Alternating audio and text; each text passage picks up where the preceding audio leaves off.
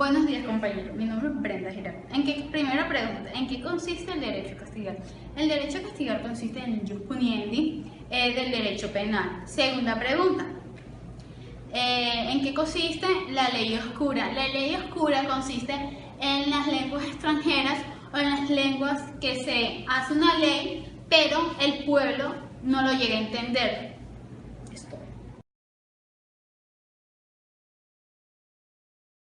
Tercera pregunta, ¿en qué se dividen los delitos? Grave, media y leve. La grave es aquella cuando se destruye la sociedad, y la media es cuando los delitos van en contra de las personas y los bienes de honor.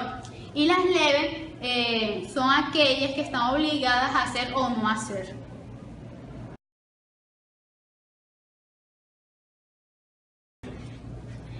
Continuando con la exposición que mis compañeros estaban realizando, yo, Luisa Fuentes, les continuaré con la pregunta número 4, que dice: ¿por qué los ciudadanos necesitan un código para que puedan regir sus acciones? Y esta es para que así los mismos ciudadanos puedan tener en consideración qué acciones los hace culpables y qué acciones les permite mantenerse como personas inocentes.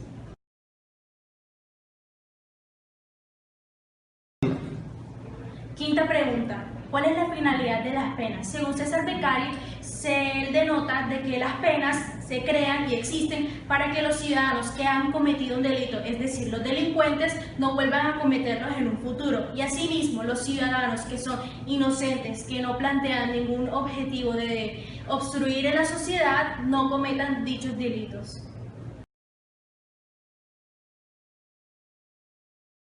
Sexta pregunta, ¿qué son las pruebas perfectas e imperfectas? Las pruebas perfectas son aquellas que logran catalogar al individuo como culpable, mientras que las pruebas imperfectas son aquellas que no logran cometer dicho suceso. Entonces se necesita un grupo de pruebas para que así puedan ser perfectas y poder culparlo.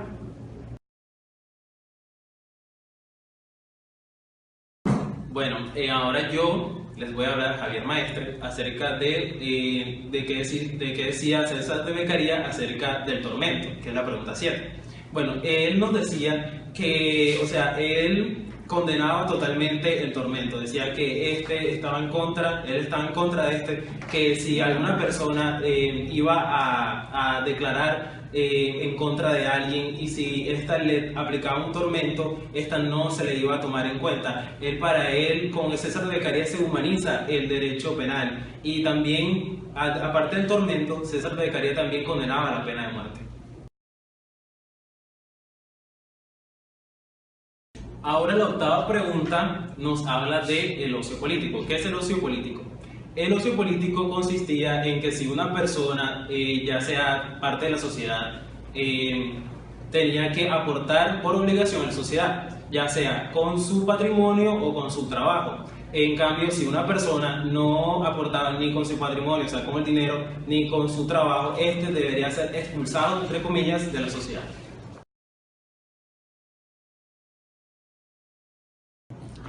La novena pregunta nos habla de qué es el reo. Esta definición ya llegó a la actualidad porque antes no se le llamaba así. Y el reo es aquella persona que va en contra del comportamiento armonioso de una sociedad. Es aquella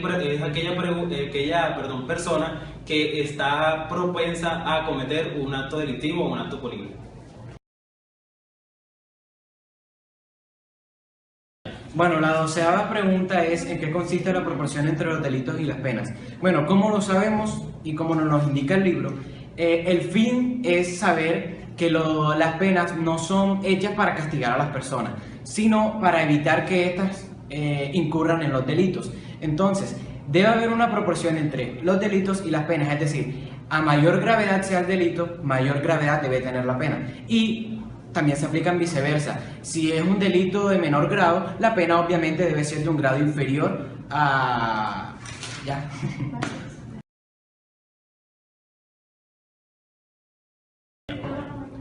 Bueno, compañeros, siguiendo la secuencia de preguntas, a mí me toca la 10ª pregunta, la cual nos dice en qué consiste la figura de testigo.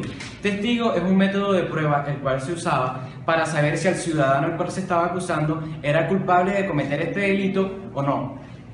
Había que tener en cuenta que deberían haber más de un testigo. ¿Por qué? Para que haya imparcialidad al momento de juzgar a la persona. Es decir, que teniendo un mayor número de testigos, el cuales digan esta información, esta pueda ser reunida y sea más proporcional y que produzca más eficacia al momento de reunir toda esta información y ya obtener una respuesta al final, saber si es culpable o si no es culpable el ciudadano. La undécima pregunta es ¿cuál es el método más efectivo para evitar cometer delitos? El libro claramente nos señala que el método más claro para evitar cometer delitos es la educación, pero a la vez nos dicen que es el método más difícil, porque la educación impondría una resocialización, que es lo que básicamente se busca o que busca Beccaria al momento de explicarnos este libro. Porque la educación es difícil de impartirla, porque a pesar de que pueda estar accesible a muchas personas, no es realizada o aplicada de una manera efectiva por individuo, porque todos somos los que aportamos para impedir cometer delitos y para tener un pensamiento diferente, el cual evite incurrir en estas penas o incurrir en cometer delitos para caer en las penas. Se dice, ¿cuáles son las consecuencias de las penas? En el libro se establecen 4 consecuencias de las penas. La primera es que las penas de los delitos solo pueden ser decretadas por las leyes y esta acción únicamente reside en el legislador, es decir, que ningún magistrado puede crear leyes a su voluntad ni modificarlas. La segunda consecuencia establece que el soberano puede crear leyes generales de uso obligatorio para los habitantes, pero en el momento en que estos habitantes incumplan esas leyes, este no puede juzgarlas. La tercera consecuencia establece que si se demostrara la atrocidad de las penas, sería en contra de la justicia. Y la cuarta y última consecuencia dice que los jueces criminales no pueden interpretar las leyes, ya que estos no son legisladores.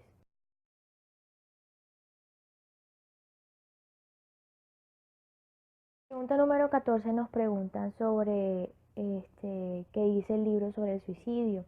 En el libro establecen que el suicidio es un delito que no puede admitir una pena, ya que si se quisiera castigar a alguien, se castigaría a un inocente o a un difunto.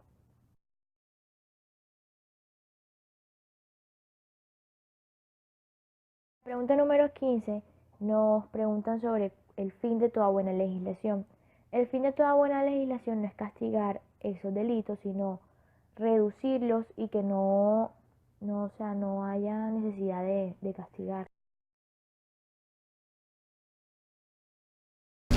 Buenos días, mi nombre es Sofía Álvarez y hoy les voy a exponer sobre el libro Delitos y Penas de César Beccaria.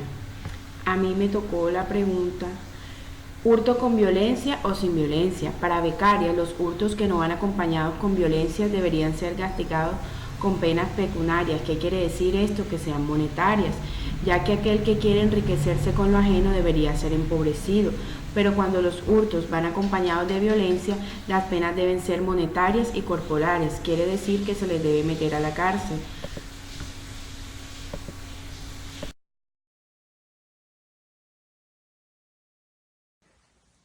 Buenos días, mi nombre es María Fernanda Vargas y a continuación la pregunta número 17. ¿Por qué se crearon las leyes?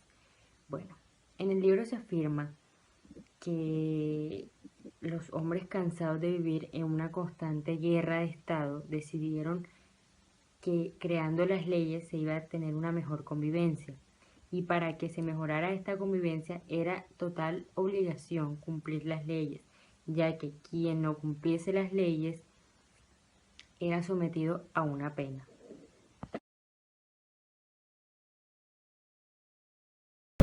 A mí también me tocó otra pregunta que es diferencia entre leyes de honor y leyes civiles. En este capítulo hay una diferencia entre las leyes civiles y las leyes de honores. Las leyes civiles son las que defienden las cosas y bienes de cada ciudadano, mientras que las leyes de honor son aquellas que defienden el mismo honor a la persona. Un claro ejemplo es el racismo, la discriminación al individuo por el color de piel, regionalidad o nacionalidad.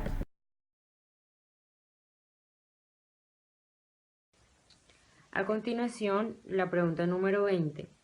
¿Cuándo se utiliza la pena de muerte? Bueno, generalmente la pena de muerte se utiliza cuando un ciudadano, aún estando privado de su libertad, tiene tales relaciones que perjudican a la nación. Podemos ver que en los Estados Unidos, en algunos estados, es permitida la pena de muerte, pero en nuestro país no está, ya que así nos demuestra nuestra Constitución en el artículo 11, que dice: el derecho a la vida es inviolable, no habrá pena de muerte.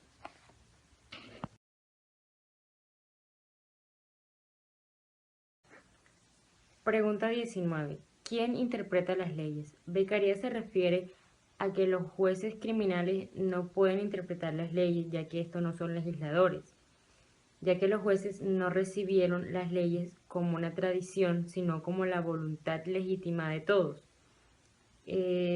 Todos sabemos que la justicia no es perfecta, ya que quienes las interpretan son humanos, pero los jueces sí pueden interpretarlas, no de manera perfecta, pero sí lo pueden hacer lo mejor o lo más imparcial posible.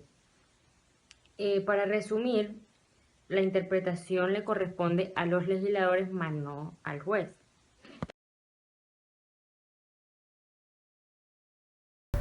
También me tocó error en la graduación de las penas. Beccaria dice que la verdadera medida del daño que hacen los delitos es el hecho a la nación, es decir, cuanto más grande sea el daño que se le haya hecho a la nación, mayor será el delito y por lo tanto la pena. Algunos opinan que la graduación del delito debe considerarse según la gravedad del pecado. Eso es un error, ya que el pecado es algo muy personal y el daño nunca será igual al acto humano o a la agresión. La gravedad del pecado depende de la malicia del corazón de cada uno y ningún ser humano puede sentir en el corazón del otro.